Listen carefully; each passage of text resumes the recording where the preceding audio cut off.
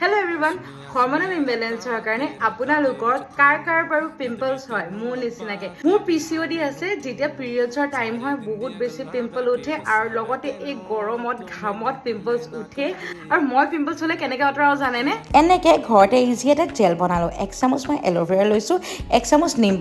powder আকৌ মই NSRCৰ লৈছোঁ আৰু এই পেকেটটোৰ ভিতৰত এটা ৰ'জ ৱাটাৰ আহে দেই 50 ml এডাল ব্ৰাছ আহে আৰু এইখন চাৰ্টিফিকেট যে তেওঁলোকৰ বস্তুসমূহ পিয়'ৰ আৰু এই